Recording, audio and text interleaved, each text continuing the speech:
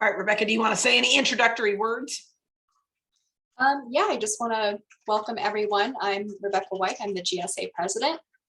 So we try to do this workshop as often as we can to help all of the students who are writing dissertations and theses every semester. And we are glad you're here to learn. This is a great workshop, and we have some really wonderful people leading it. We have Dr. Kuralt and we have Daniela. And so they're going to be able to give you lots of really good information and answer your questions, even if you have very specific questions about your particular project. Yeah, and in fact, that's like the biggest advantage of actually coming to the workshop live is that you can talk to the two of us and get your questions answered now, rather than watching the recording later, hoping that we answered your questions, and then if not, having to come track us down. Or heaven forbid, not getting your question answered until you go through formatting check. So. Right. Well, welcome everybody. I thank you for taking time out of your evening to spend time with us. I think this is going to be a helpful workshop to you, regardless of whether you are defending your thesis or dissertation this semester or not.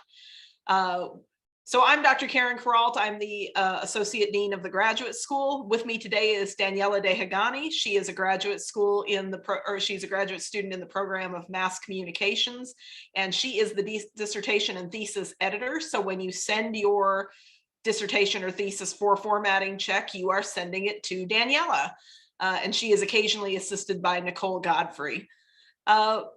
So I want to start today by talking about some basics about the process of submitting your materials for formatting check, and Daniela is going to jump in periodically and make sure that I say everything correctly, because she's the one who's most directly involved in the process.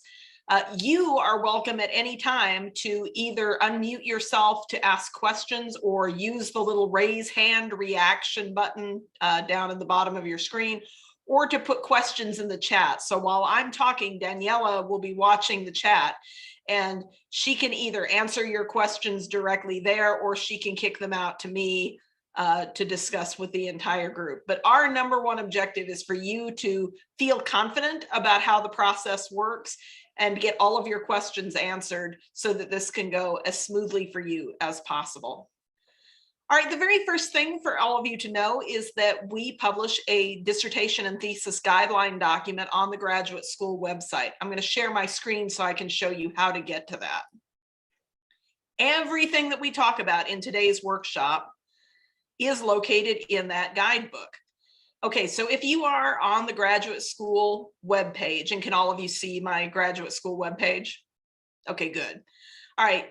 Come up here along this top navigation menu and click on the button Current Students. And you'll notice that the third bullet point under Resources for Current Graduate Students is the Dissertation and Thesis Guidelines.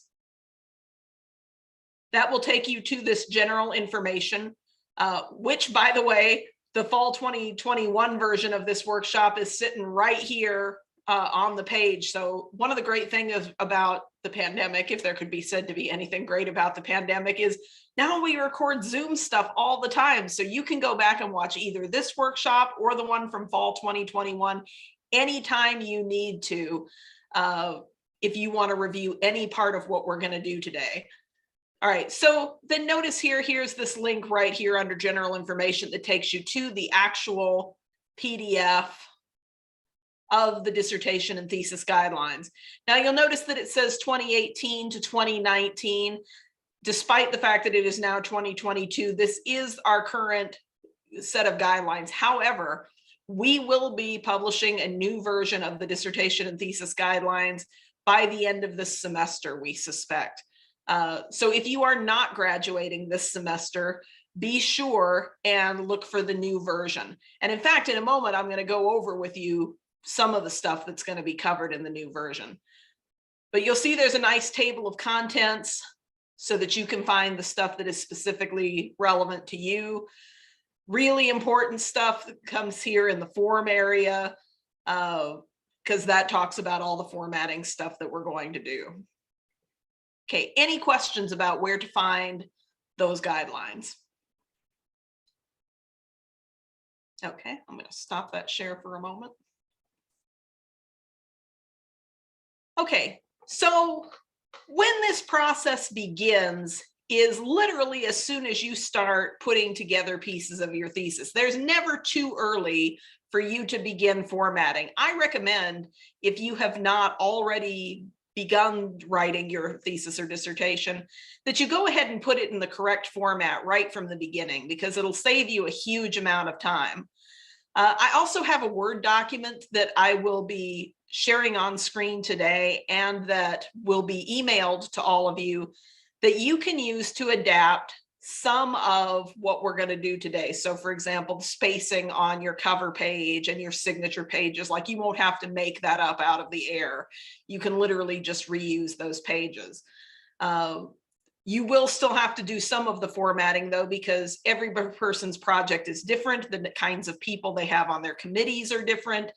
The way that you know, how many pages each person has at the beginning of their process is different. So you are still going to have to make some significant adaptations, which is why y'all are here today to learn this. Okay, let me share the actual dissertation and thesis guidelines, and let's talk a little bit about timeline. Okay, so this is table 1 on page 5 of the current thesis and dissertation guidelines, and I can tell you right now some of the stuff that's going to change that you can ignore. So this step 1, check that your program has submitted the appointment of supervisory committee form. It wouldn't hurt for you to ask your chair about that, but quite frankly, you're not responsible for any of that supervisory committee paperwork anymore. So way back when we very first started doing this process, these forms were in paper, and people actually physically had to carry them around to their committee members to get signatures. Now, everything having to do with the creation of the committee and then signing off on either the proposal defense or the actual final defense happens in Argos electronically. So you do not have to worry about carrying around any of this paperwork to get signatures. So your second step, of course, is to apply for graduation, usually at the beginning of the term that you are scheduled to graduate. Everybody who is planning to graduate this semester, you should already have applied. If but for any reason you missed that application to graduate, it's too late to turn it in at this point. You'll have to wait and graduate in the summer. Now, that doesn't mean that you can't still have your defense. In fact, I encourage you to go ahead and have your defense like as soon as your committee is willing to let you have it. But be aware that if you miss the deadline for applying for graduation in any given semester, you end up having to wait till the following semester. Okay. Next step is to schedule your thesis or dissertation defense. Actually, make this a little bigger so it's easier for people to see. Oh, go ahead, Miriam. I have a question. I want to graduate this summer. Okay. I went to the my boss account, but there wasn't any option for applying for summer yet. Okay, yeah, I think you're probably correct. And I'm not exactly sure at what point Records is going to open the summer application. It might not be until late May, about the time that summer starts. So I would check back again and keep checking. I believe that the deadline to apply for graduation for summer is going to be around July 5th. Okay, thank you. That is a great question, and thank you for asking it.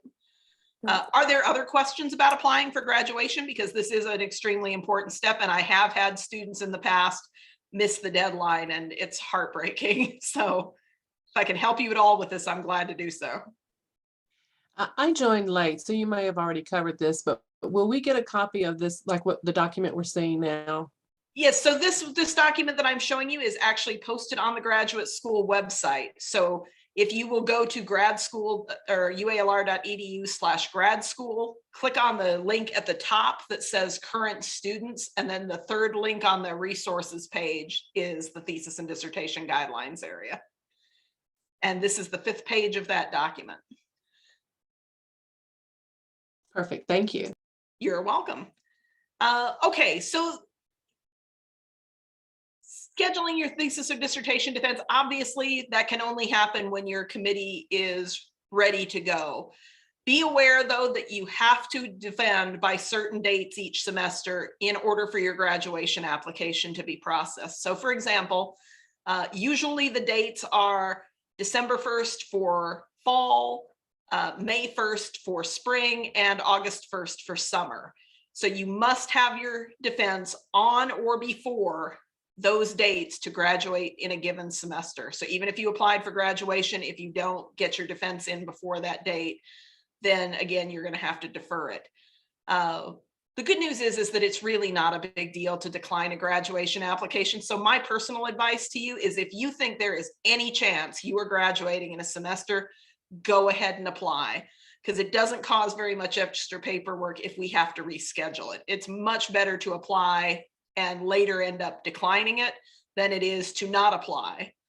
Now, every time that the first of the month falls on a weekend, then the date gets bumped to the next Monday. So the good news for those of you who are planning to defend this semester is you get an extra day, because May 1st is a Sunday. So your deadline is May the 2nd this year.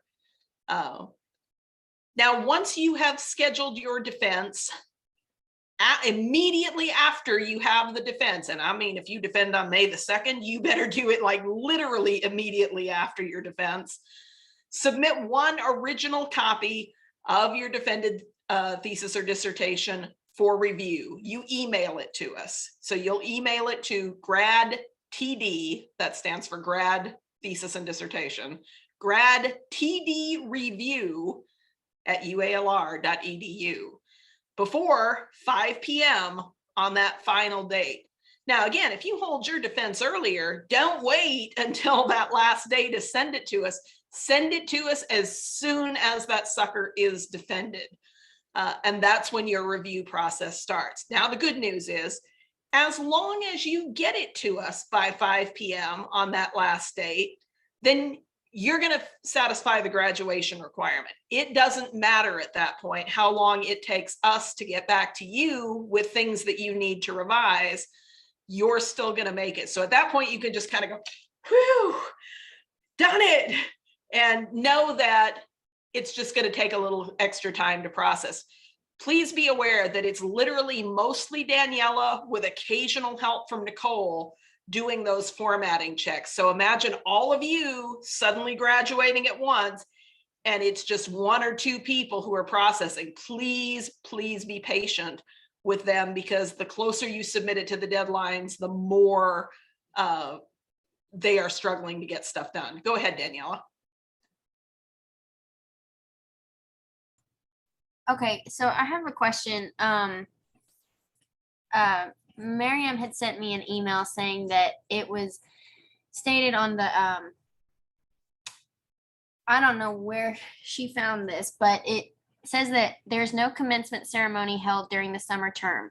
That is true. So if they do want to walk, what, like, I don't really know what my question is. I think she Well, said, your question is can they walk if they're graduating in the summer? And the answer is yes. Right. So, and it's your choice about when you walk. So you can choose to walk in the spring if you want to. Like, people imagine that there's somebody standing there at commencement looking to see, did you satisfy all your requirements before you walk across the stage? The truth is that never happens. So the biggest check, right, is if you are a doctoral student, you need to let your committee chair know if you're going to be there, because they need to be able to hood you. So there's a special ceremony. You guys get to cross the stage before anybody else. And the chair of your committee actually puts your PhD hood onto you at the ceremony to signify you reaching this great achievement. So you need to let your committee chair know whether you want to walk in the spring or whether you want to walk in the fall, so that that person also comes to the ceremony. They'll even get in the line to go into the auditorium with you.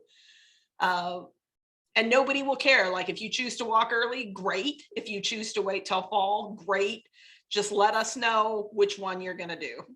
That's a great question. Excuse me, I want to do it in the spring because probably I'm not here in the fall. Right. But I asked Dana Ball in my department. She said you cannot do that in the spring.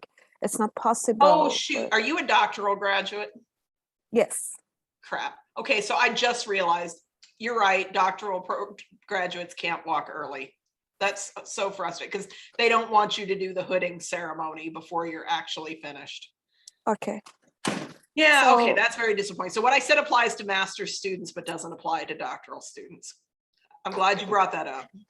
Okay, so there is no way I can participate in the ceremony for spring. Right. Okay. I'm so sorry. That's terrible. It's okay. I love to do that, but it's okay. Yeah, no, and I feel you too. I didn't get to participate in my own PhD ceremony, and I really wish I had had that chance. Samuel, it looks like you have a question.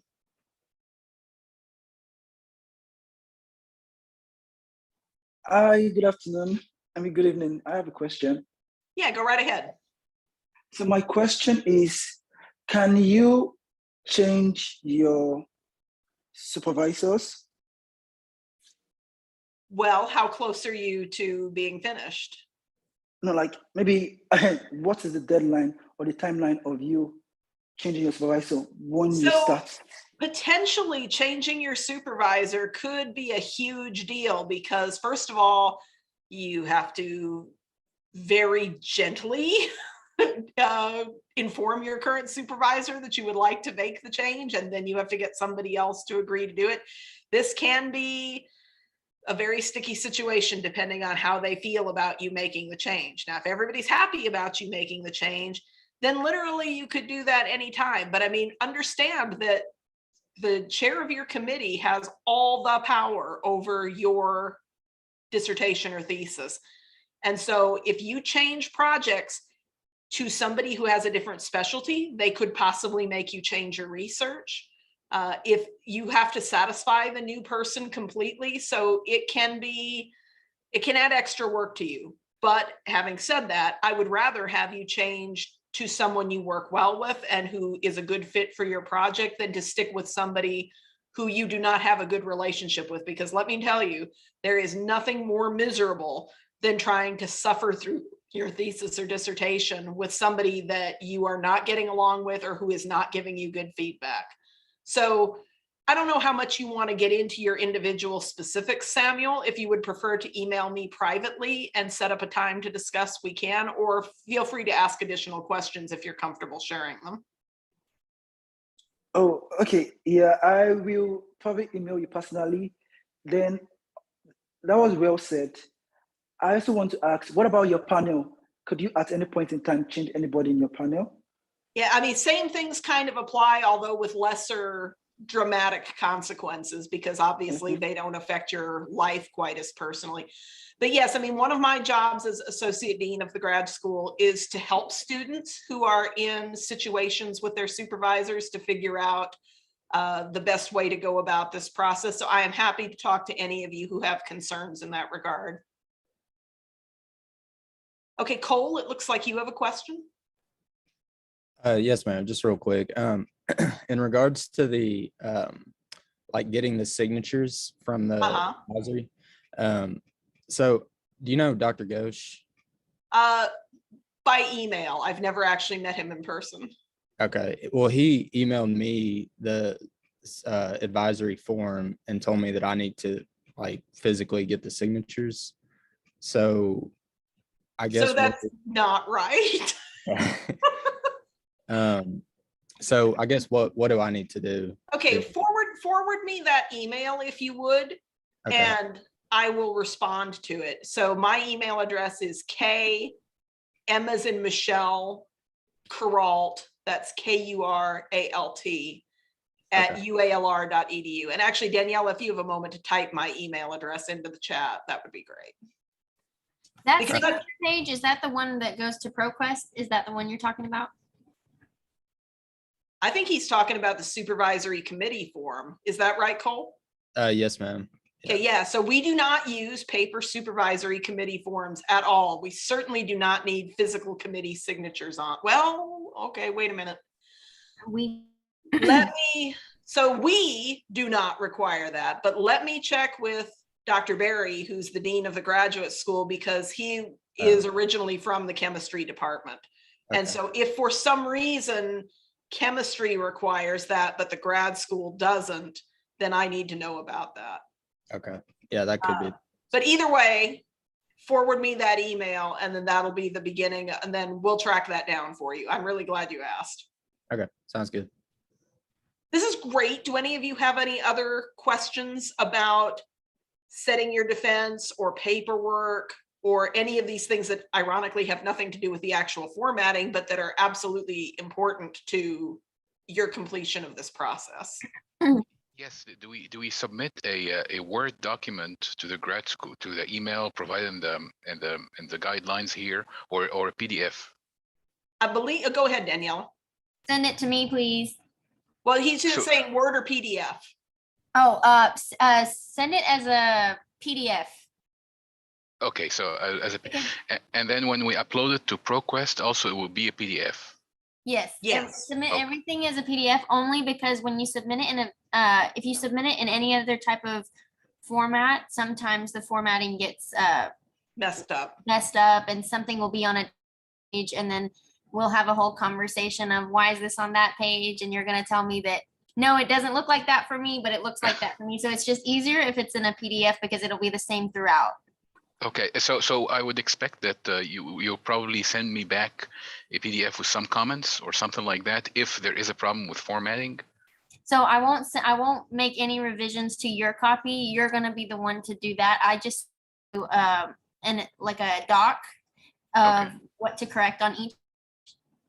And at the Oh. bottom of, at the top of that doc is going to be a link to the thesis and format guidelines Okay. that you can refer to every time if you have a question on what page I'm talking about. But generally, it'll just be through ProQuest. You'll get a doc that says minor revisions are requested. You'll just open the document and it'll be a page from me saying title page, this is what you need to fix. Committee page, this is what you need to fix. Okay. All right. Thank you. Thank Uh-huh. you. That's a great question. Yeah, sending stuff all in PDF just saves us so many headaches. Okay, so this would probably be a good time for us to mention that although we cannot pass you for formatting check until after your defense, you are welcome to make an appointment with me or Daniela or Nicole to talk about how to get your formatting right long before you send it to us for formatting check. So Daniela will take Zoom appointments, for example, and then if you have issues that either Daniela or Nicole can't resolve for you, I'm also happy to. I've helped many, many students with this formatting process. So even though, let me clarify, you cannot submit your official copy to pass the formatting check until after your defense.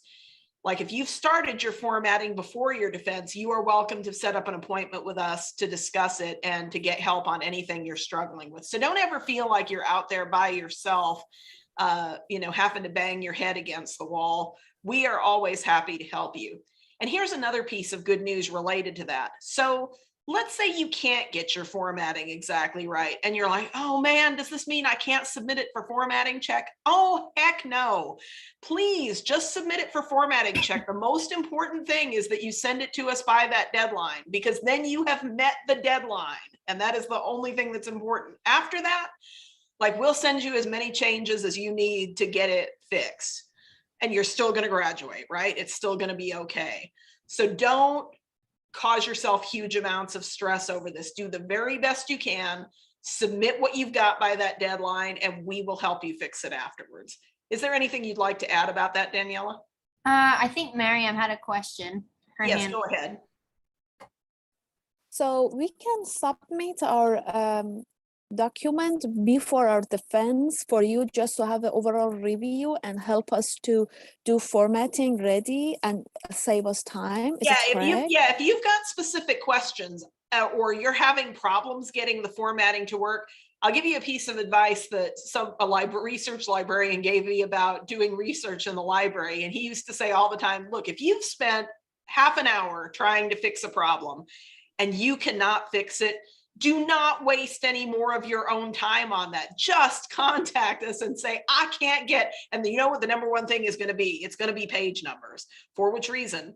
let me just say, watch the page number part of this demo over and over again, because literally we show you everything you need to know in there. But seriously, if you cannot get those page numbers right, don't spend more than half an hour trying. Just get in touch with us and we'll help you. Okay, great. Thank you so much. You're So welcome. basically, Mariam, all we look at for formatting is like page, oh, I don't remember the exact page numbers, but it's like page 1 through like chapter 1 of your submission. So after chapter 1, we don't look at formatting. That's like with But you we and look your at, guide. yeah, we look at margins, right? Yeah. Yeah, just to make sure all of that's like correct, like your document margins. But really what we look at is page like 1 through that. And you can send that at any time because it Okay. doesn't really rely on the Committee. rest of your document. Yeah. Got it. Thank you. It's awesome. Thank you. You're welcome. Yeah, I encourage people to take advantage of that, because the more that you've got it in shape by the deadline, the faster your formatting check is going to go.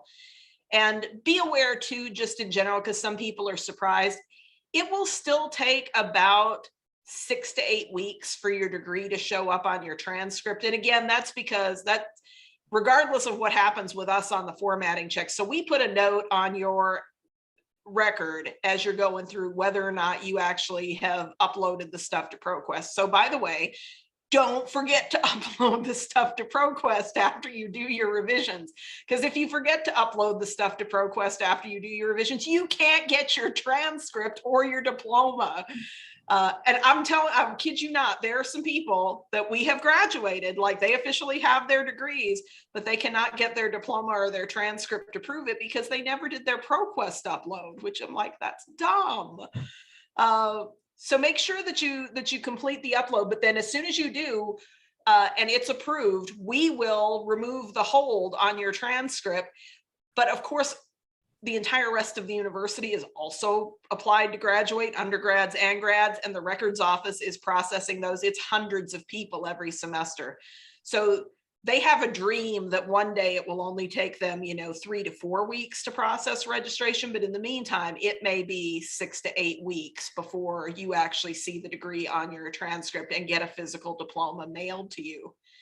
Now, if you should have an employment situation where you need to show proof that you completed your degree requirements, the first thing I would do is contact your graduate coordinator, because they are authorized to write a letter to your employer saying, I certify that this student has satisfied all requirements for the degree and has been processed for graduation. And most employers are 100% happy to have that.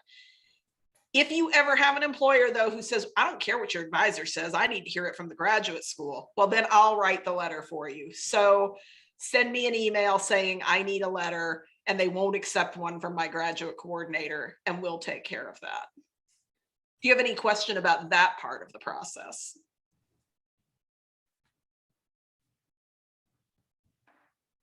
Okay, good. All right, so you defend, you send us your official copy for the formatting check.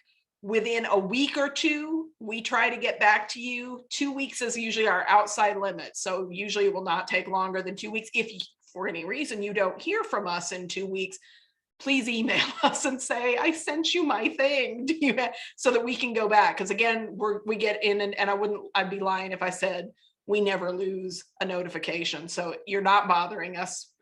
You can ask us.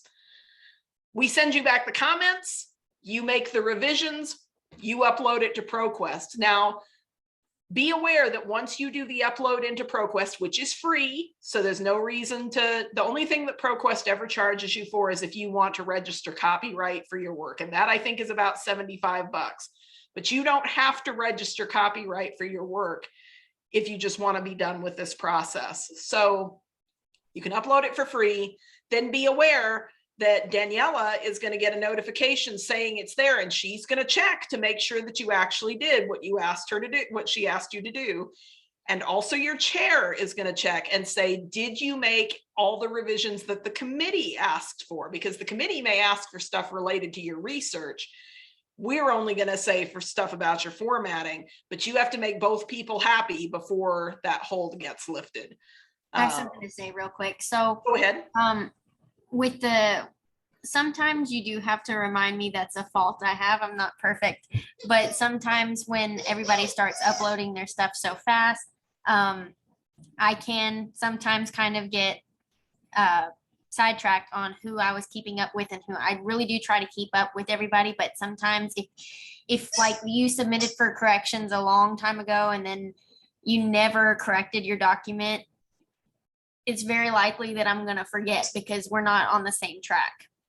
So just send an email reminding, like we had one student yesterday that I had to talk to that submitted from July of last year and still hadn't submitted to ProQuest with any of the corrections. And she didn't know that she hadn't gotten an email from ProQuest. You always get an email when I send you corrections. You get an email from ProQuest saying minor revisions have been requested. She never got that email. So either there was a glitch or it just got lost in her email, but she never got that. So she didn't know that she had anything in there. So just if you don't hear from me for more than a week, just send a little email like, hey, what's going on? Just making sure everything's going okay. Did you have a question, Christine? I'm doing some videos in mine. Do I include those when I send into ProQuest, or does that not? I mean, how does that work if you're doing videos? Put links to the videos Put links. Okay. because they'll be able to click them from within the PDF. All right. I just want to make sure. I'm like, how does that work? So. All right, Yeah, okay. no, that's super cool that you're doing a multimedia thing, and we have a way to accommodate just about everything that you guys can possibly do in a dissertation or thesis. So, All right. Thank you. good question. Okay, so we have reached the end of the required steps of the process. Now, I don't know of any programs that require you to have your thesis or dissertation bound anymore. Daniela, have you heard from any that require it? No, I haven't heard from any. I think it's more of just like an individual Yeah, option we or your advisor, you know. yeah, go ahead, Miriam. Can you please remind me again how we should do ProQuest? Okay, so I'll send the link. go ahead, Daniela. I'll send the link in the chat. Yeah, Okay. there is a description in this thesis and dissertation guide of what page you go to upload your PDF. And uploading it is just the same as you would do an email attachment for the most part. Okay. Thank you. Good question. Okay, so like I said, I don't believe there are any programs left on campus that require students to bind their thesis or dissertation. However, some people like to do it just because it looks really nice. And it's a beautiful physical memento of your process to have. So if for some reason you decide that you would like to have your thesis or dissertation bound, first of all, be aware that you'll have slightly different margin requirements because you're required to leave a little extra space on the left for where they're going to crimp the pages together. It would be helpful if you're planning to have it bound to mention that in your email to Daniela when you send it for review. That way she's sure to catch that. And then here's what you need to do to get the binding done. So this is stupid, and I don't know why our bindery requires this, but they will not print it for you and bind it. They want you to send them the hard copy. So after all your formatting is done, you put your 1.5 inches of margin on the left and you physically print the sucker out. And then the first thing you're going to do is you're going to take it over to the cashier's office in the bottom floor of the student services building. I think they're going to ask you for, I want to say $25 a copy for the binding. So you'll pay that there for however many copies you want. Then you take the receipt that they give you and your hard copies, and you physically carry them over to our offices on the 5th floor of the Ottenheimer Library. So as you get off the elevator, you'll go to the left and you'll see a little sign that says Graduate School Reception Office. We will take your hard copies and your receipt, and we will take care of shipping them for you. And we will notify you when they come back and they're bound. Be aware that typically it takes 3 to 4 weeks for us to get bound copies back. So it'll be about a month after you give us the physical copies for us to notify you that they're ready for you to pick up. Also be aware that if you give your copies to us at kind of an off time, so like you can have them bound anytime, but the problem is that the bindery charges us $125 per shipment, regardless of how many student manuscripts we put in that shipment. So we are always going to wait until we've got at least 5, because otherwise we end up owing them money. So the best time to do it is as close after your defense and after you've passed formatting check as possible, because then of course everybody else who graduated at the same time will be also doing it, and we'll send them out in great big bunches. Later, we might have to wait until we get 5 before we can send it out. Any questions about binding?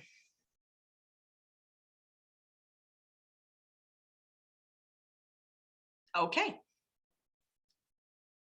So I'm going to stop the share. Oh, did you already mention the margins on the binding? Like if they want to bind? I did. And in fact, I encourage them to email you if they're binding, just to let you know that that's why the margins are different.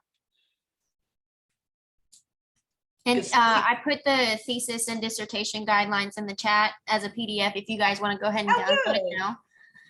Thank you. That's great. Okay, so now we're ready to actually talk about the formatting process. I am actually going to show you on my screen step by step what you need to do to get your formatting correct.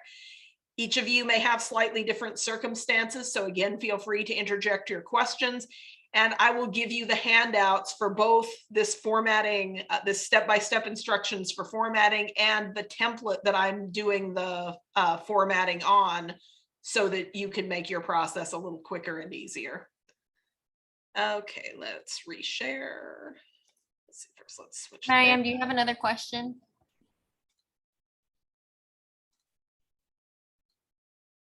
No, I think her hand is still up from. Oh, okay. Let me lower it. Sorry.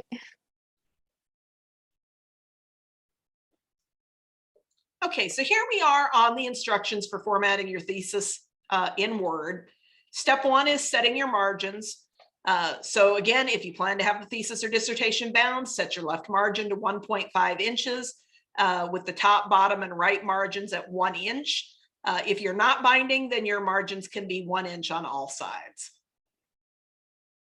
Step 2, you're going to create your front matter. Now, in the actual thesis and dissertation guidelines, there's this giant long table of which pages get numbered and what numbers they get. And I personally find that table just like a little overwhelming. So here's a different way for you to look at it. Okay, so anything that I've got in this little bulleted list in bold, you are required to have. You cannot pass formatting check without those pages. Okay. Items in plain text might be required depending on your particular project, and we'll talk through that in a moment.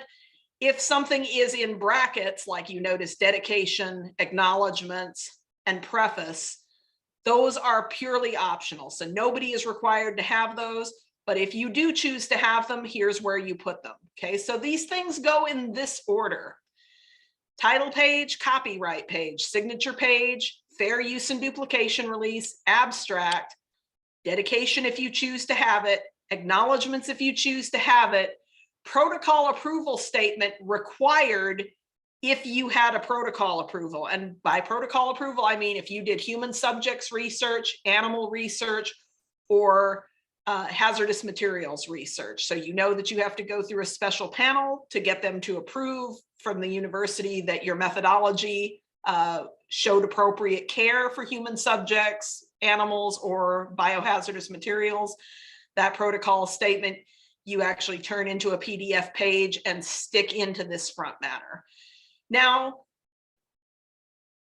confusing part 1, you don't number any of these pages. So there should not be a page 1 on your title page. There should not be a page number on any of these pages above the dotted line. Okay, below the dotted line, these pages get numbered, but you number them starting as if you had counted these pages. So notice, for example, that if I don't need either the dedication acknowledgements or protocol approval statements, then technically title page would be 1, copyright page is 2, signature page is 3, fair use and duplication is 4, abstract is 5, and table of contents is 6. So the page number that would appear on the table of contents would be little Roman numeral 6. And then everything goes forward until you get to the first page. Now, if you have any figures or illustrations, any diagrams, any photos, then you need a list of figures or illustrations, which is basically a table of contents for your diagrams. If you have tables in your project, for whatever reason, they don't get listed in the same thing as the illustrations and diagrams and photos, they get their own table of contents. And then some of your chairs may want you to have a list of symbols, abbreviations, or vocabulary terms, nomenclature. That's where that would go if they require you to have that. And then you're allowed to have a preface, but very few people take advantage of that. Okay, so you count these pages, but you do not put page numbers on them. These page numbers, you're going to put little Roman numerals. And we're not going to do that until we get to step 4. Okay, so let's switch documents. Let's actually switch into the Word document and talk about what needs to be on these front matter pages before you format your thesis text.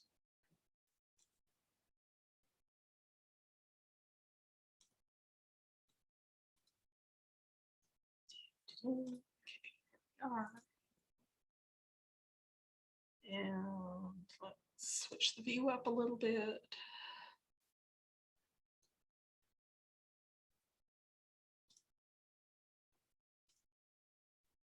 Okay. So here we are on the title page of your thesis or dissertation. Now, please note that it is important to get right whether or not it's a thesis or dissertation. So you notice in here, in this format, I've got it as thesis. And that's because I was a coordinator for a master's program and all my students were writing thesis projects. Every place that the word thesis appears, you will need to change to dissertation if you are writing a dissertation. Okay, I have set this up so that the spacing is all exactly what it needs to be. So you just need to erase out pieces of this and put your stuff in. Okay, so at the top, you're going to type the complete title of your document here in all caps, and you're not going to leave these brackets on. So brackets are things that I've marked for you to fill in. Okay, so I'm going to highlight that. Put on my cap lock, and I'm going to type.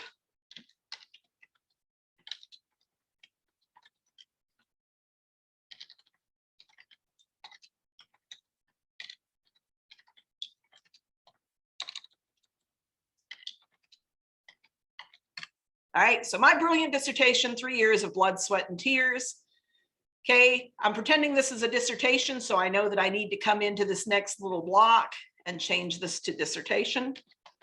If you are writing a thesis, and take off your caps lock. If you're doing a thesis, just leave that alone. Okay, keep scrolling, keep scrolling. In partial fulfillment of requirements for the degree of, and you're going to type your full degree title in all caps. So again, pretending that this is a dissertation, I'm going to say for the, oops.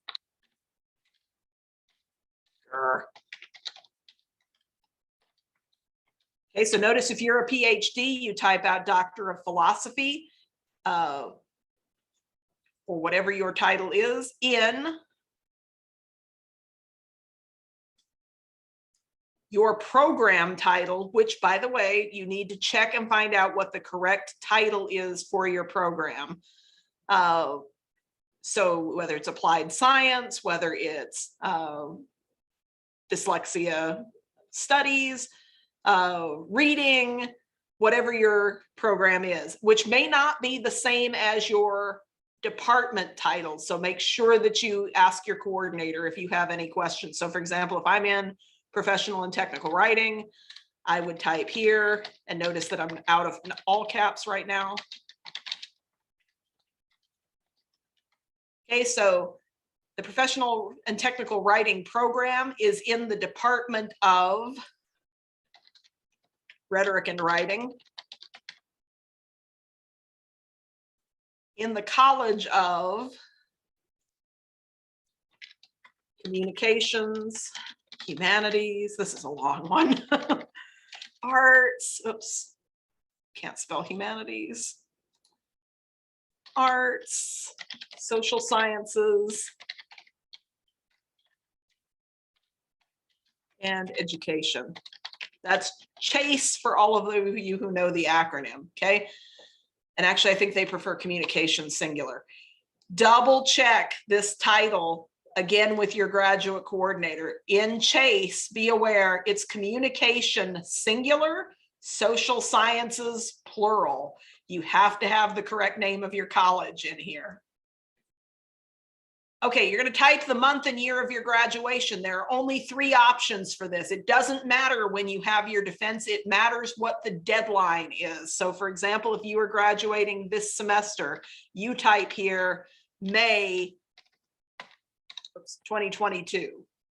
If you're graduating in the summer, you type August 2022. If you're graduating in the fall, you type December 2022. So it has only to do with the semester. It has nothing to do with when you actually had your defense. Here, you are going to type your full name as it appears on university records, which means you may need to go to BOSS and find out what name is on record for you. You are stuck with using whatever is in BOSS unless you go to records and registration and submit a name change form. So for those of you who are graduating this semester, you're kind of pushing the deadline to possibly get your name changed if you want something different to appear on your thesis or dissertation. Still worth looking into. Otherwise, you got to type your whole name the way it appears. My name in BOSS is my whole name, including my middle name. So I type out Karen Michelle Kuralt, and then you type your previous degrees, awarding institutions, and conferral years here. So for me, this would be M.A., University of Utah, 1993, B.A., University of Utah, 1991. Okay. You put whatever needs to go there. If your university is from another country, you can add the country in addition to the university name if you think that clarifies where it is. If you're within the United States, this is all you need. Okay, let me pause at this time and ask, do you have any questions about filling out any parts of the cover page? Yes, Dr. Kuralt, at the end, when adding previous credentials and degrees, first, where do I put the country if my previous degree is from a different country? Put it right after the institution name, right, Daniela?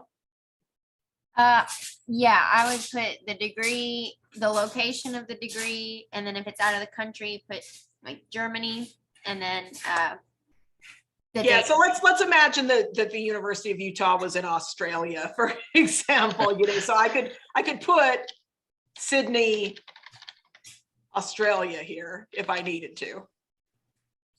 Okay, thank you. And then the other thing is, instead of doing MA or MSc or BSc, is it okay to spell it out, or abbreviations are fine? Or we should abbreviations are actually preferred by ProQuest. Preferred. Oh, okay. Okay, thank you. Excellent questions.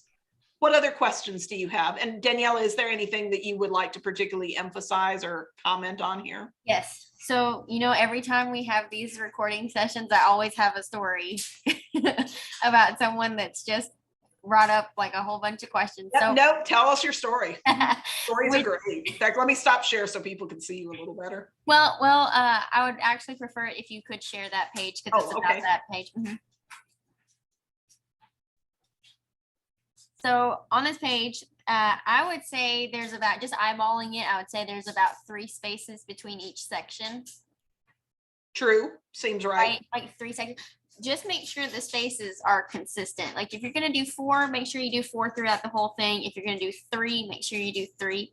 And then can you scroll up just a little bit? So everything needs to be on the specific line that it is. So don't like at the bottom where it says of the College of Communication, Humanities, Arts, Social Sciences, and Education, that needs to be a whole line. Don't try to like press enter and then go to the next line. It needs to be exactly how this example is and the example on the thesis and dissertation guidelines. Because if you do that, then we're gonna tell you no, it needs to be like this, and it can be kind of confusing. So just make sure that you go by either this or the guidelines, because this page specifically needs to be exactly like this. Yeah, I apologize. I know it's a terrible thing to make you guys pay attention to this kind of level of editorial detail, like you're exhausted from everything that you've done to try to get your research to this point. And we understand, but these are not optional, that we have to make these corrections. And we do require you to pay attention to literally, how is it capitalized? How many spaces are between? Is it on the right line? So yeah, there's just no way to push back against that. It has to be done this way. Great story, Danielle. I appreciate you telling that. Any other questions before I leave this page? Oh, and make sure the font is the same throughout the whole thing. Same size font, same type of font. Yeah, no artistic license on the font stuff here. Generally speaking, that's good practice for your dissertation. Like if you start it in Times New Roman, that's great, but then do the whole thing in Times New Roman, or do the whole thing in Arial or Cambria or Calibri, whatever you want to do. Please no Comic Sans. Please no Papyrus. All right, we're on the copyright page. Thankfully, this is a really easy page. Type your full name as it appears in university records. And the year of your degree, which is literally, like if you're graduating this semester, it's 2022. The end. Don't move that. Don't. Yeah, make sure it's not, the text isn't at the very top of the page. You kind of want it, and it's really hard to describe this edit because I'll try to say, make sure you put some spaces at the top. Just Yeah, make so sure it's not in the about middle. a third of the way down, I would say. Yeah. So a third is above, 2/3 below. Okay, now we're on probably one of the most messed up pages in the entire thing. And I understand that some of this is confusing because, for example, you know, the brackets are the stuff for you to fill in, and then you should delete this stuff that's in parentheses.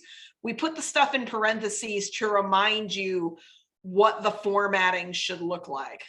Okay, so let's start with the easy stuff. So we're back up here, putting in the title of our document. Notice here, for whatever reason, it's not in all caps where it used to be in all caps. We're taking that out.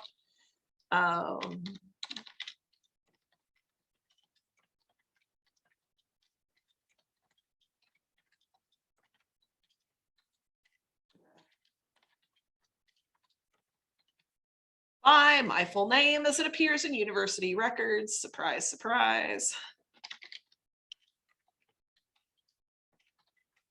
Is approved by. Now notice that if I am indeed writing a dissertation rather than a thesis, I come in here and I change this to dissertation advisor and dissertation committee. If you're doing a thesis, just leave those alone.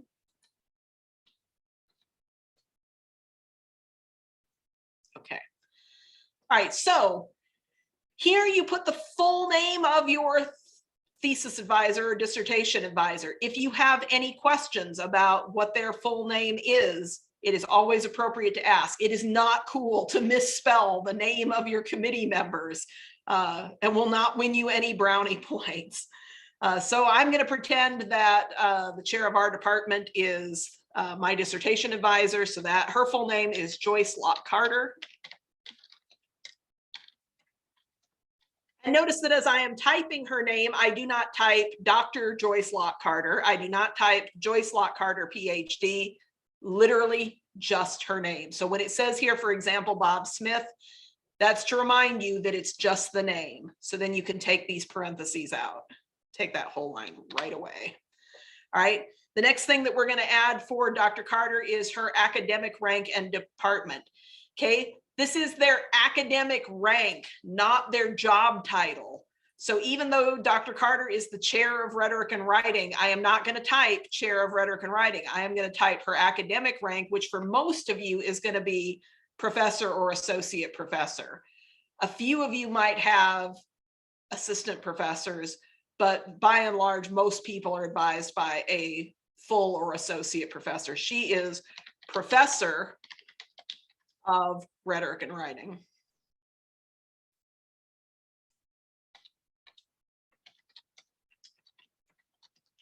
Okay, so notice that that matches the example of professor of chemistry below. So now I can take away these parentheses and it goes away. You follow that pattern for every single member of your dissertation committee. All right, and we'll talk about a couple of different examples here. So I'm going to pick another person in my department and say George H. Jensen is my first committee member. And as it happens, he is also, oops, not italicized. He is also professor of rhetoric and writing. I'm sorry, Dr. Kira. So middle names can be, what do you call it? Like when you just put like a first letter of the middle name. Yeah, so you need to find, again, you have to find out your professor's particular preference for how they want their name listed. So, and what I typically use is, what do they use when they publish? Because that's really the purpose of this page, right? Is for you to show the renowned people in your field who are supporting your scholarship. So when Dr. Carter publishes, she always uses all three of her names. When Dr. Jensen publishes, he always abbreviates his middle initial. So you talk to them and make sure you get their names the way they want them. Okay, thank you. Excellent question, thank you. Okay, now you may have some unusual committee members. So you might have some people, for example, who are not from UALR. If you've got somebody who's an outside member. So I'm going to pretend that somebody who advised me at Purdue is on my committee, and she happens to be retired. So again,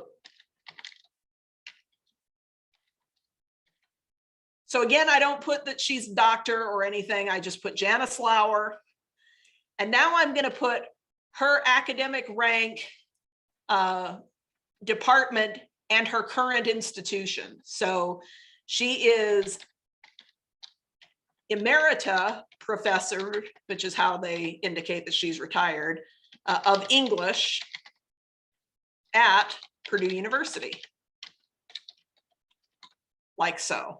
Okay, so if you have somebody who is at another institution, this is how you list them. And again, if you need to list a location because your university that this person is at is outside the US, again, if I had to, I could list that Purdue is in West Lafayette, Indiana.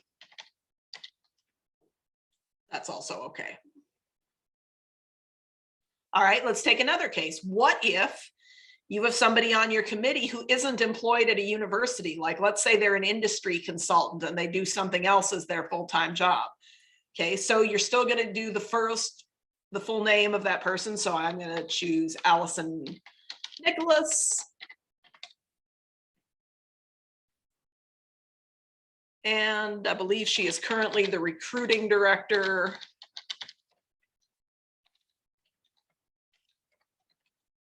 at First Orion. And so that's how I list her. Any questions about any situations that you have on your committees that are not covered by one of those examples?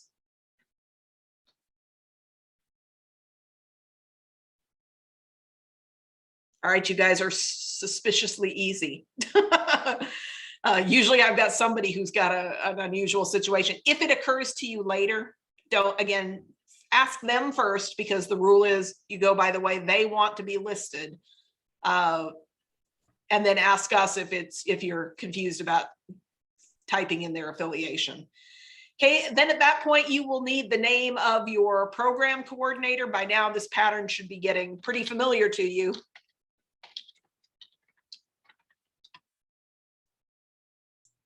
Does anyone have any questions at all?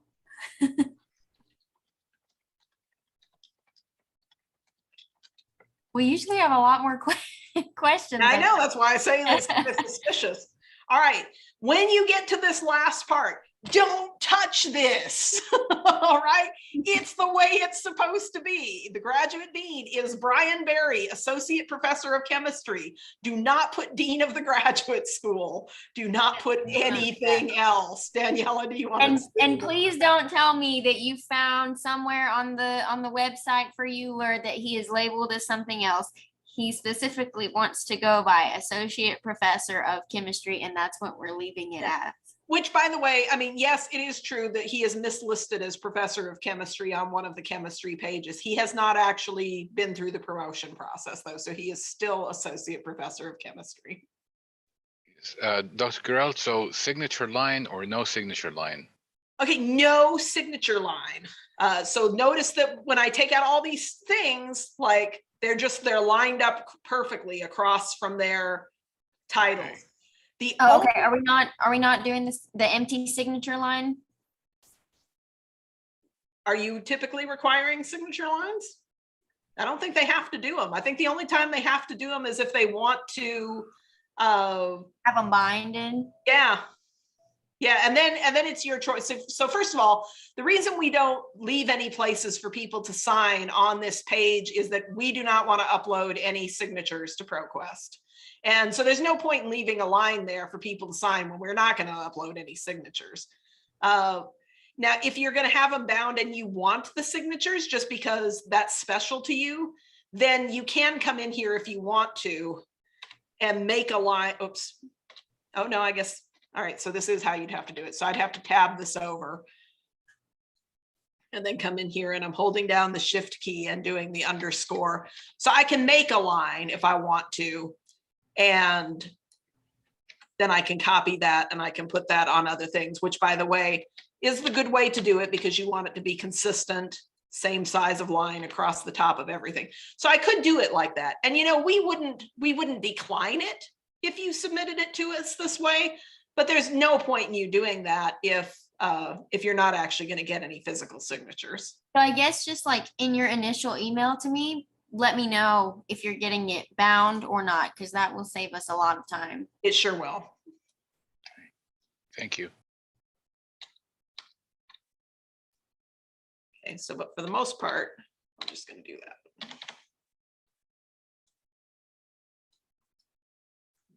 Not want to erase her name.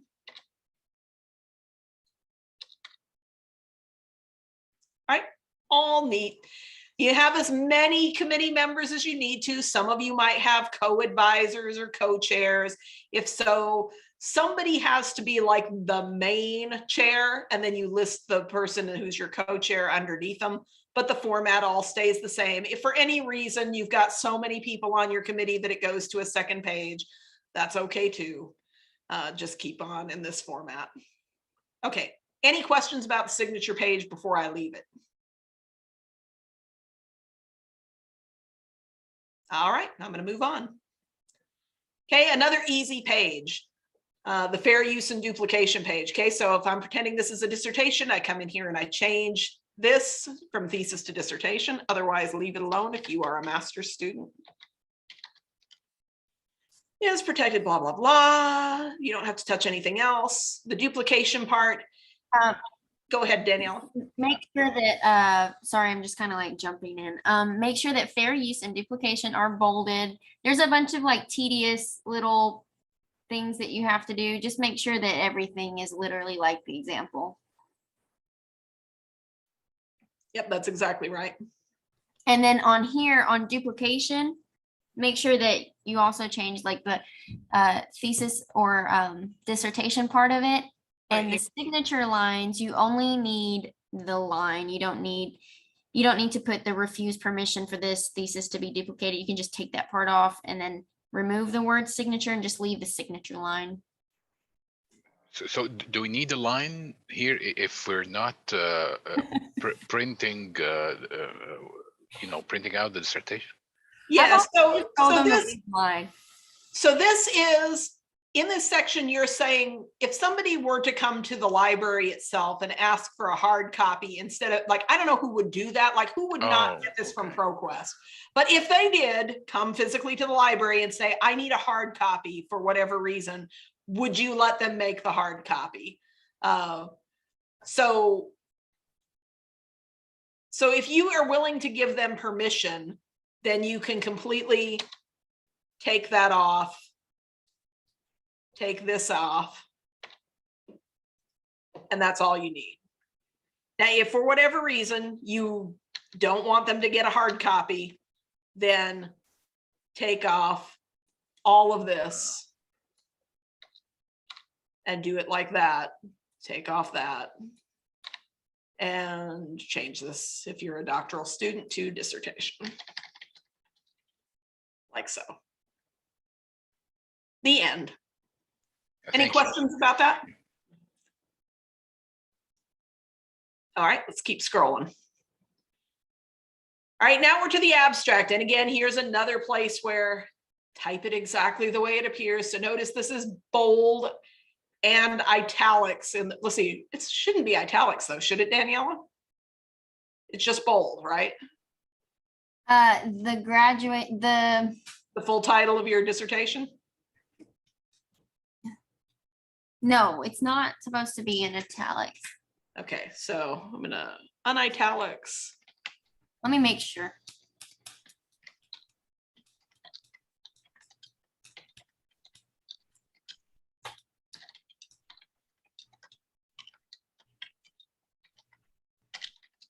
Yeah, it's not in italics. Okay, good. Thank you for checking. By my name as it appears in university records.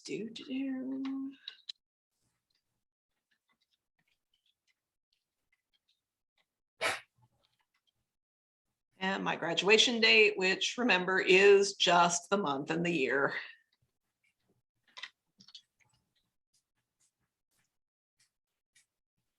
Okay, then that you have your abstract stuff, and type the body of your abstract here, double space. Your abstracts for your dissertation should not be more than 350 words. Your abstract for a thesis should not be more than 150 words. Text only, no pictures. Make sure that it's left justified, but ragged right margin. And do not put a page number on this. Okay, let me also clarify too about the content of the abstract. So remember that the abstract is what most people are going to use to determine whether or not they want to download your thesis or dissertation and look at it as a possible source in their own research. That means this should not be just like a teaser.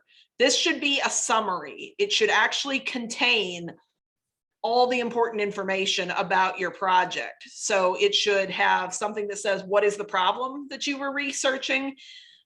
It should say what, in a sentence or two, what was your methodology?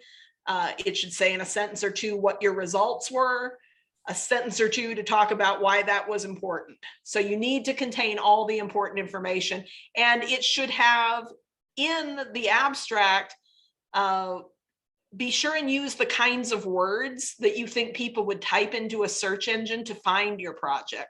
Because most of us, and now some of you are going to want to like embargo this for a couple of years because your data is super sensitive and you don't want the world to have it right now. And you can do that in ProQuest. You can embargo it for a couple of years, check with your chair and make sure that that's what they want you to do. But most of us are putting out our research because we want people to benefit from our research and we want them to have access to it. So try to write abstracts that will be as informative and that will help people find your work so that they can learn from it. Any questions about that page? Okay, let's keep going. All right. So now notice I haven't put the table of contents page in at this point. That's because the easiest thing to do to set up your table of contents is to actually start some of the text of your project, and then you can auto-generate the table of contents. All right, so I'm going to show you how you need to set up your formatting to your actual thesis text so that instead of you having to type out your table of contents by hand, you can do in a couple of clicks, get Word to make it for you. And not only will Word make it for you, but then you'll be able to update it if anything changes with, again, a couple of clicks. So it takes a little bit of extra effort on this front side to make it auto-generatable. But if you do it, it'll save you a ridiculous amount of time later. So I've just copied and pasted a bunch of paragraphs in here from a student from my program, and we're going to format her text as practice. Okay, so one of the first things you'll notice that is not correct about this formatting is that your thesis text is supposed to be double spaced all the way through. And you'll notice that she was doing this back in the day when she was getting it bound, so you can see her, well, actually her margin even looks too large. Like, is that, yeah, it is too large, because look, it's up. That looks like more than 1.5 inches, because like 1.5 inches would be back here. All right, so I'm going to highlight all this text. And I'm going to fix that margin. And I'm just going to do that by grabbing the little hanging indent thing and dragging that back 1/2 inch, drag the top part back 1/2 inch. Okay, so now there's 1 inch, and that should be 1.5. Okay, the next thing I have to fix is the spacing. So the spacing is supposed to be double spaced, and irritatingly, Word's defaults are no longer double spaced. So they have set it to a spacing that is attractive for Calibri, which is the default font, but this is not what you need it to be. So I'm coming here to the Home tab, and I'm going here to this little tiny arrow under Paragraph, which is where I can get paragraph settings. Something is weird about this document. Why does it say that this is -0.5? I'm not going to pay that attention for the moment. Here are the two things that you need to pay attention to. Number one, this before and after spacing. So right now this is set up to put automatically 10 points of white space after the paragraph. And I want that to be nothing because I want it to be a true double space. So I'm going to click the down arrow and change that to nothing. And then right here in the line spacing, it says multiple at 1.15. I just want it to be literally double spaced. So I'm changing that to double. Then notice that goes away, and here's all this the way it's supposed to be, and I click OK. All right, great. Now we've got all this nice paragraph text that is double spaced, but you can't see any of my headings and subheadings. And the headings and subheadings are extremely important for the table of contents because that's what would appear in the table of contents, right? All right. So let's pretend that this is a heading 1. This is the start of a major section in one of my chapters. So well, actually, let's actually make a chapter heading.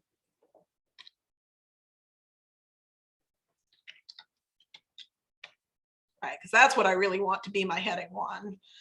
Chapter 1.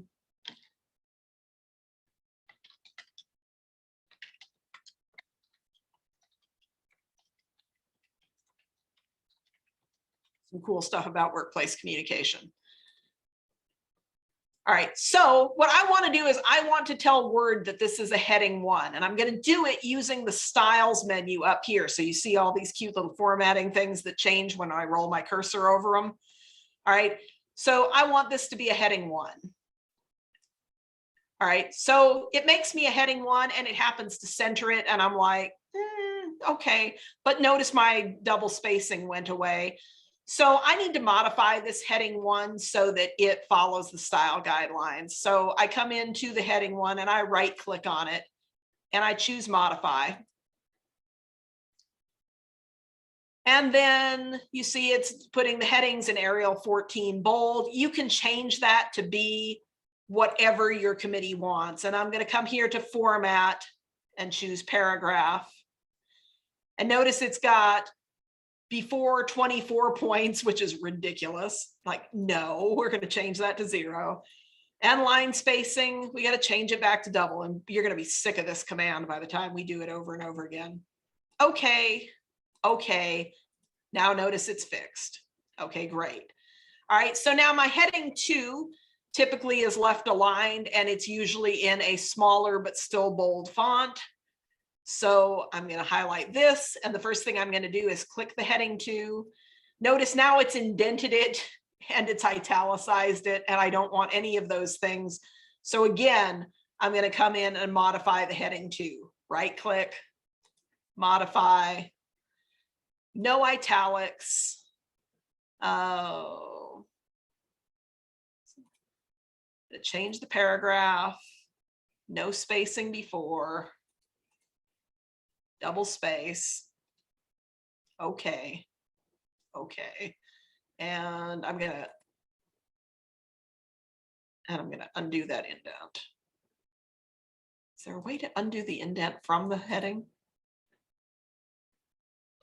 Two double space. I'm not seeing tabs. Nope, not tabs.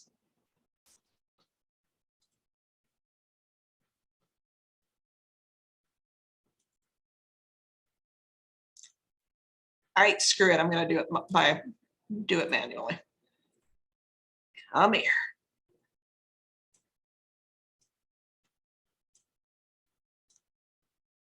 All right, now that's right. Okay, and now this is a subhead. This is going to be a heading 3 that is underneath the heading 1. So first, again, I apply the style, then I modify the style. And this one, let's say, since we're sticking with Arial headings, let's change that to Arial. Let's drop it to, well, let's make it a 12-point italics. I don't think I want it blue.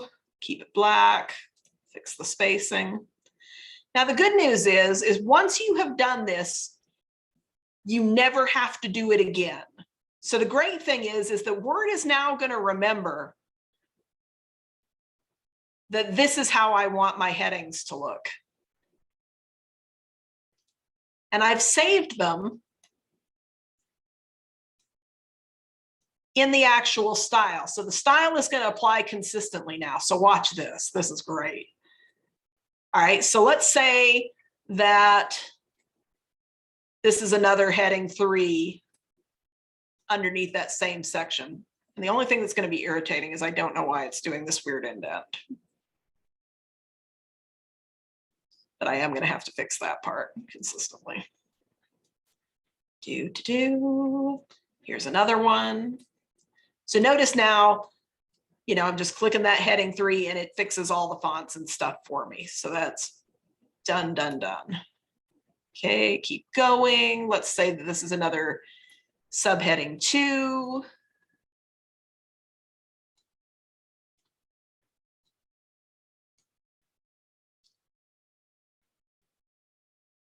All right, that's good enough for now.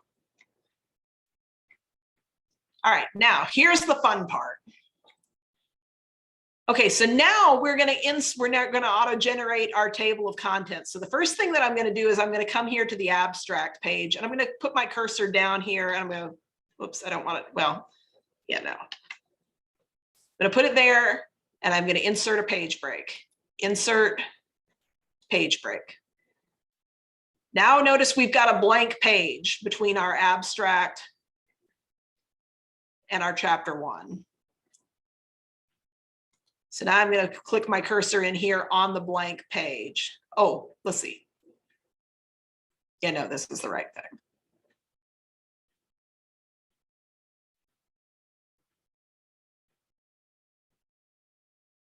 Okay.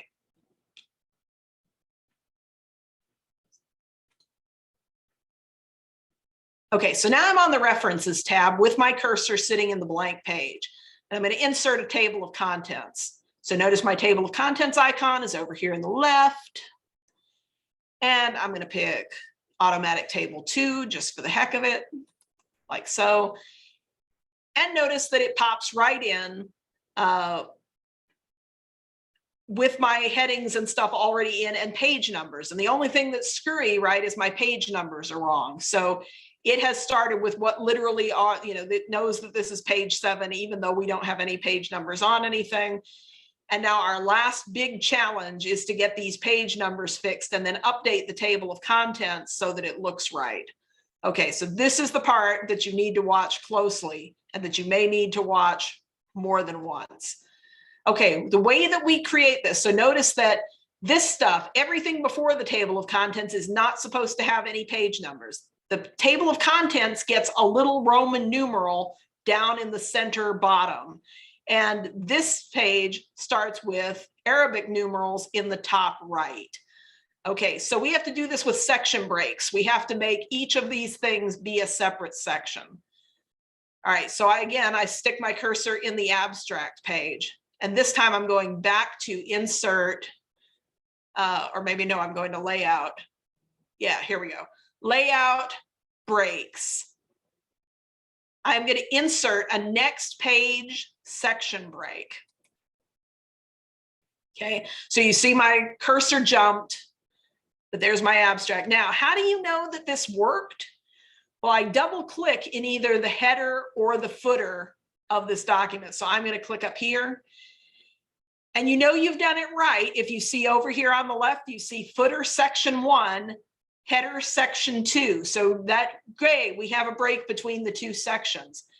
Now what I'm going to do is I'm going to scroll down to the footer for section 2 and I'm going to put in the page number for this section. So I double click down here like so. And I'm going to insert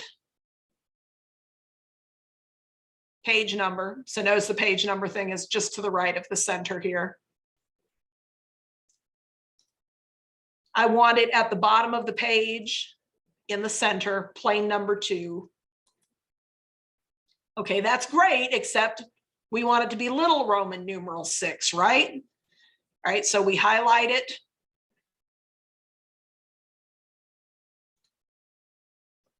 And we do format page numbers. Okay, and I'm going to change the number format from 1, 2, 3 to little Roman 1, 2, 3. Okay, the page number is continuing from the previous section. Yes, because we want it to be little Roman numeral 6. And I put it in there, and lo and behold, it is little Roman numeral 6. All right, great, except for, look, I scroll backwards and I've got page numbers in my bottoms again, which I don't want in the previous things. So now what we have to do is we have to break the link between section 2 and section 1 so that it stops copying stuff over.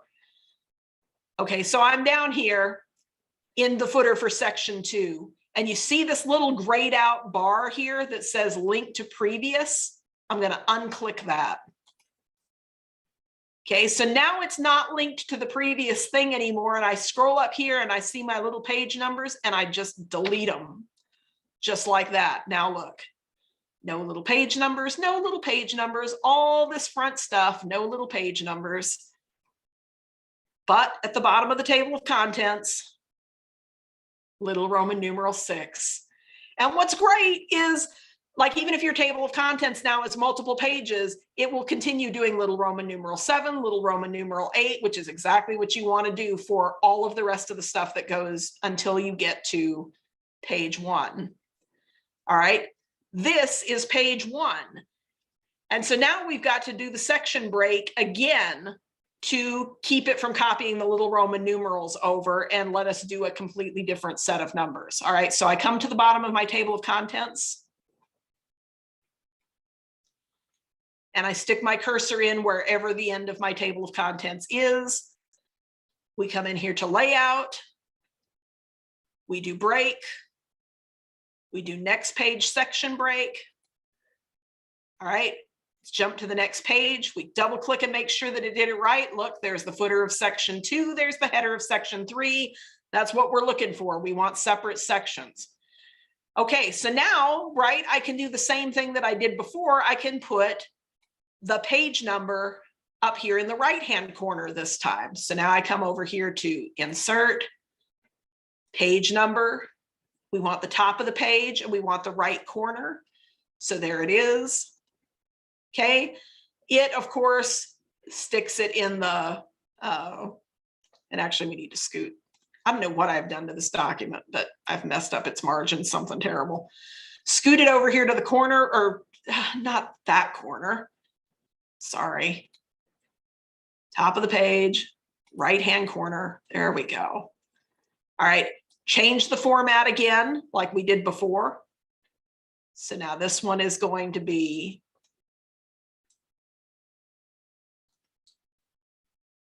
back to the Arabic numerals, like so. And notice here that we are going to change this, not continue from previous sections, start at page 1. Boom.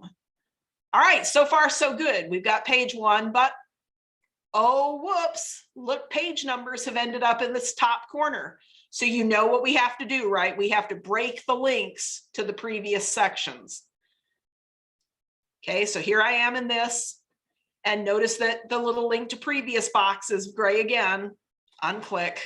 Okay, now we got to do it at the bottom of this one too to get rid of this page number. Notice as soon as I put it in the footer, link to previous is gray again. Unclick it, and then I delete this bottom page number, like so. And now go back and check and make sure that everything is right. So there's 1, 2, 3, 4, no little page numbers in the bottom. And we scroll backwards. Still little Roman numeral 6. So congratulations, that is the hardest part, is just setting up those 3 section breaks and then unlinking the stuff from the previous header or footer so that you don't get repeat page numbers. Now that we've done that, we can close the header and footer. And let's go back to our table of contents. All right, so here we are on the table of contents. And as you see, none of these page numbers have updated, but now watch how easy it is to do. I just roll my little cursor over here and I click in the table of contents and I get this little box here that says, lo and behold, update table. And if the only thing that has changed is the page numbers, then I can leave this checked that says update page numbers only. And boom, there's my table of contents. And the great thing is that, you know, once you set, as long as you remember that when you type your headings in, that you're going to come up here and you're going to put a heading 1 for the chapter, a heading 2 for your next level of subheading, a heading 3 for the next level below that, etc. Then Word has put a little tag that lets it know where these headings are and what they say. So you can type as much as you want in this document, and as long as you put the heading styles on it, you can update the table. And all of your table of contents will auto-generate over and over again, no matter how many committee changes you have to do. So let's say that my committee, for whatever reason, hates this heading down here that I put for rhetorical situations and wants it to be about Bitzer's theory of situational communication.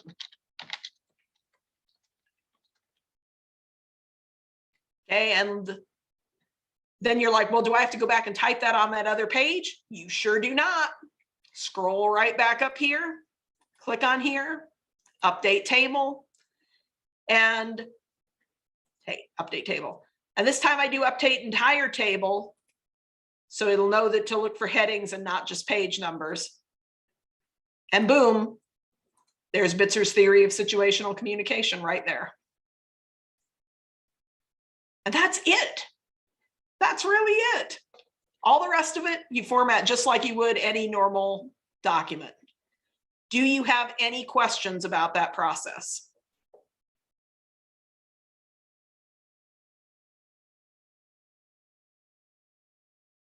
Okay, if you do not have questions about that process specifically, do you have any specific things that you're worried about formatting for your dissertation that you're not sure how to do?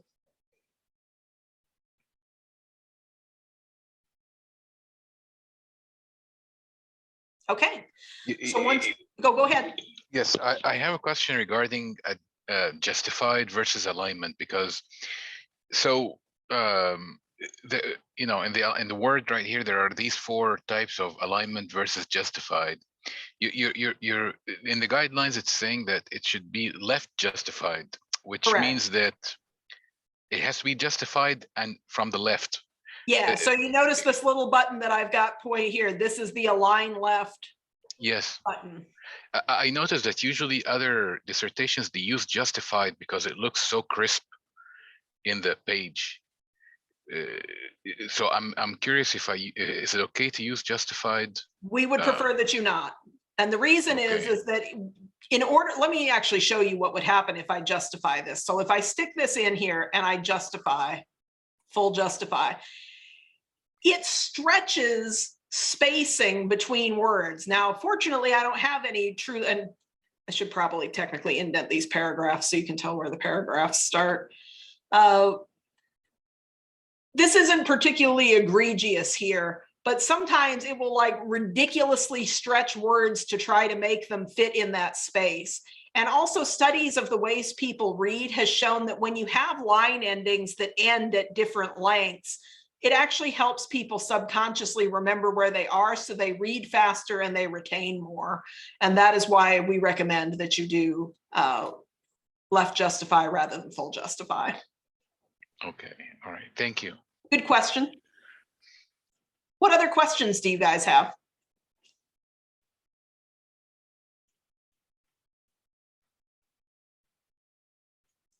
Okay, let me stop the share. All right, just so you remember, all of these steps that I have talked you through here, first of all, you'll be able to go watch this video and watch them as many times as you need to. But also, we will email to you this thesis formatting handout that literally goes through.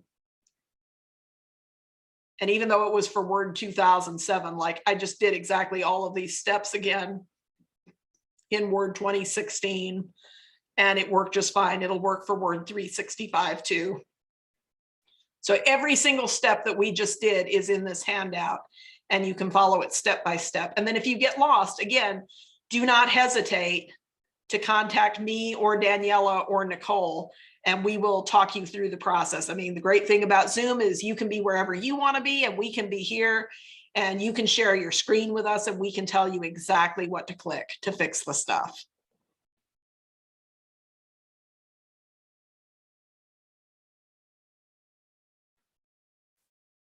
All right, if there are no further questions, then we are done for this evening.